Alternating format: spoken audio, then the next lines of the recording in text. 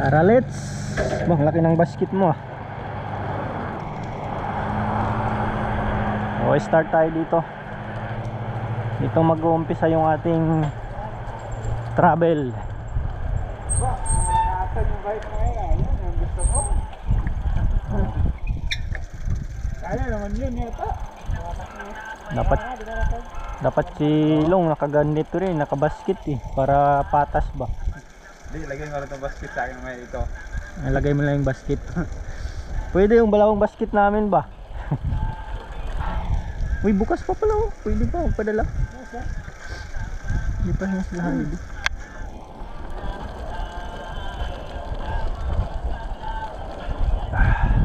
Kita nyo yan, prutas yan ang persimmon.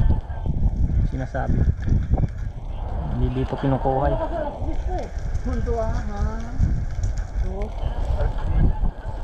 So sa area na to, yan.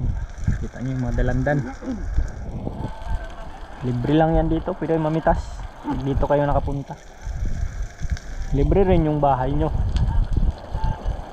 Ano, bakal tapos siminto.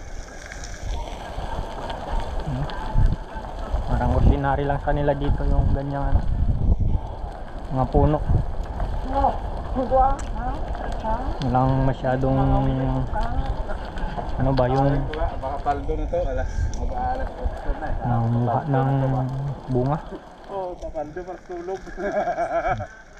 Aster kay ka ha.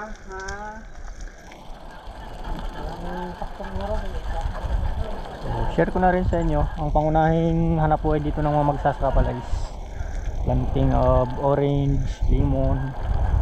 So, pansin nyo sa paligid, puro ano sila, yung puno ng lemon at saka orange. Grabe, stress na yan. So, sa bandang dulo mas mahaba din ng ano, mga pananim. So doon tayo guys.